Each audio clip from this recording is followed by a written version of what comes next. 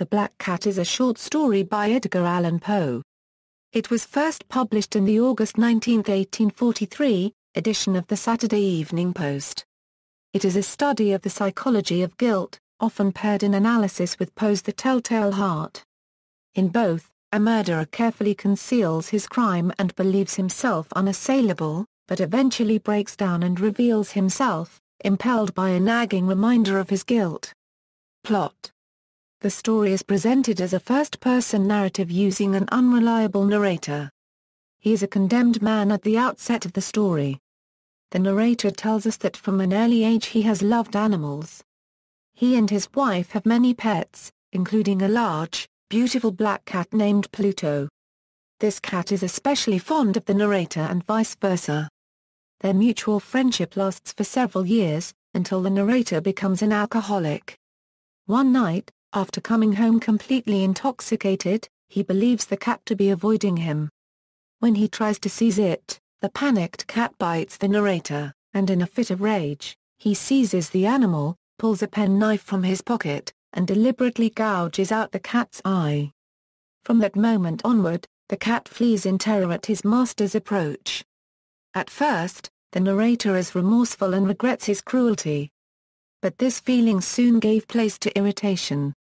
And then came, as if to my final and irrevocable overthrow, the spirit of perverseness. He takes the cat out in the garden one morning and ties a noose around its neck, hanging it from a tree where it dies. That very night, his house mysteriously catches fire, forcing the narrator, his wife and their servant to flee the premises. The next day, the narrator returns to the ruins of his home to find, imprinted on the single wall that survived the fire, the apparition of a gigantic cat, with a rope around the animal's neck. At first, this image deeply disturbs the narrator, but gradually he determines a logical explanation for it, that someone outside had cut the cat from the tree and thrown the dead creature into the bedroom to wake him during the fire. The narrator begins to miss Pluto, feeling guilty. Sometime later, he finds a similar cat in a tavern. It is the same size and color as the original and is even missing an eye. The only difference is a large white patch on the animal's chest. The narrator takes it home, but soon begins to loathe, even fear the creature. After a time, the white patch of fur begins to take shape and, to the narrator, forms the shape of the gallows. This terrifies and angers him more, and he avoids the cat whenever possible. Then, one day when the narrator and his wife are visiting the cellar in their new home, the cat gets under its master's feet and nearly trips him down the stairs. Enraged, the man grabs an axe and tries to kill the cat but is stopped by his wife whom, out of fury, he kills instead. To conceal her body he removes bricks from a protrusion in the wall, places her body there, and repairs the hole. A few days later, when the police show up at the house to investigate the wife's disappearance, they find nothing and the narrator goes free. The cat, which he intended to kill as well, has also gone missing. This grants him the freedom to sleep, even with the burden of murder. On the last day of the investigation, the narrator accompanies the police into the cellar. They still find nothing significant. Then, completely confident in his own safety, the narrator comments on the sturdiness of the building and raps upon the wall he had built around his wife's body. A loud, inhuman wailing sound fills the room. The alarmed police tear down the wall and find the wife's corpse, and on its rotting head, to the utter horror of the narrator, is the screeching black cat.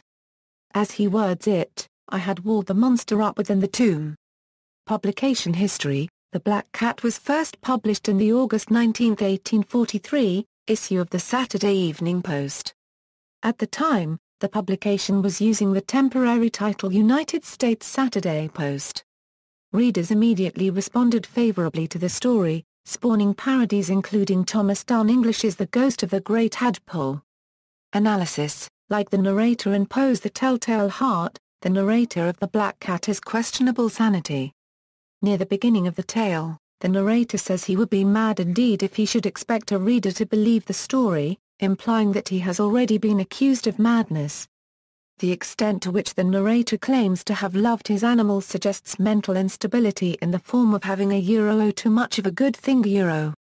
his partiality for animals substitutes a of poultry friendship and gossamer fidelity of mere minor euro. Since the narrator a unregistered trademark wife shares his love of animals, he likely thinks of her as another pet, seeing as he distrusts and dislikes humans.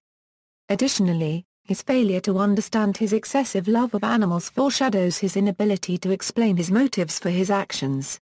One of Poe's darkest tales, The Black Cat, includes his strongest denunciation of alcohol.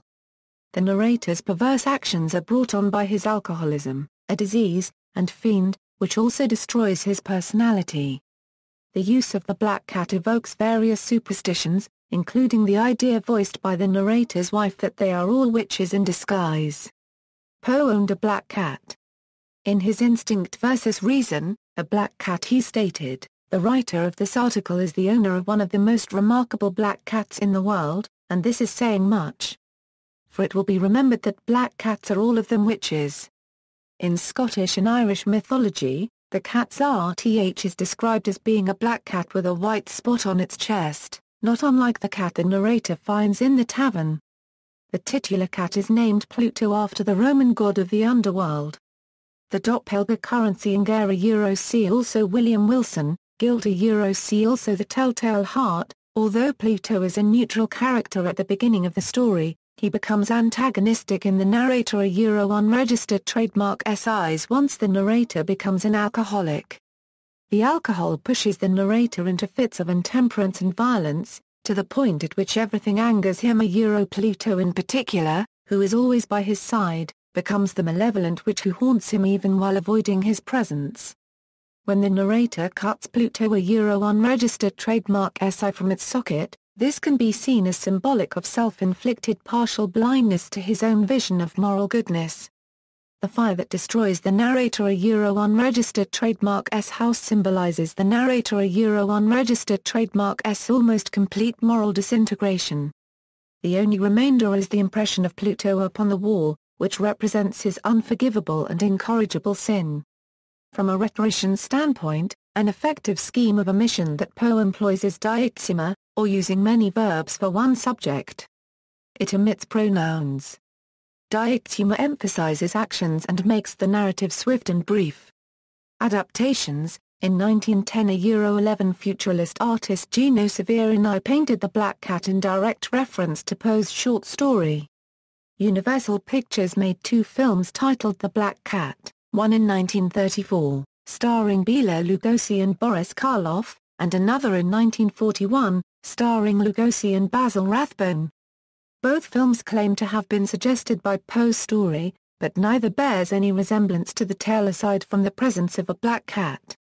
Elements of Poe's story were, however, used in the 1934 film Maniac. The Black Cat was adapted into a 7-page comic strip in Yellowjack Comics number September 1, 1947, Mystery in the Air radio program with Peter Law as the protagonist in The Black Cat. Note: eyes not gouged out. Instead the cat's ear is torn. The middle segment of director Roger Corman's 1962 anthology film Tales of Terror combines the story of the Black Cat with that of another Poe tale, The Cask of Amontillado. This version stars Peter Law as the main character and Vincent Price as Fortunato Lutresi. In 1970, Czech writer Ludwika Vakula made many references to a descent into the maelstrom paragraph M as well as the Black Cat in his novel The Guinea Pigs. Writer-director Lucio Fulci's 1981 film The Black Cat is loosely based on Poe's tale. The 1990 film Two Evil Eyes presents two Poe tales, The Facts in the Case of M. Vollmer, and The Black Cat. The former was written and directed by George A. Romero while the latter was written and directed by Dario Argento. This version stars Harvey Keitel in the lead role. In 1997, a compilation of Poe's work was released on a double CD entitled Closed on Account of Rabies, with various celebrities lending their voices to the tales. The Black Cat was read by avant-garde performer Dimanda Gala S. The Black Cat was adapted and performed with the Cask of Amontillado as Poe, ×2, Twin Tales of Mystery, Murder, and Mortara a double bill of short, one-man plays written and performed by Greg Oliver Bodine. first produced in NYC at Manhattan Theatre Source in 2007, and again at Workshop Theatre Company in 2011. Part of the 2012 season at Cape May Stage in Cape May, New Jersey. The Black Cat is the 11th episode of the second season of the television series Masters of Horror. The plot essentially retells the short story in a semi-autobiographical manner, with Poe himself undergoing a series of events involving a black cat which he used to inspire the story of the same name. In 2011, Hyper-Aware Theatre Company produced The Black Cat, one of several Poe-stage adaptations written by Lance Tayert, as part of its Oe Gutter Drunk, the Poe revisions in New York City. References. External links: Project Gutenberg, The Works of Edgar Allan Poe, Volume 2, complete text at E.A. Poe Society of Baltimore, full text on PoeStories.com with hyperlinked vocabulary words. The Poe Decoder, The Black Cat, free audio recording of The Black Cat from LibriVox, illustration and description of Severin I's painting. The Black Cat reading by Jerry Hay.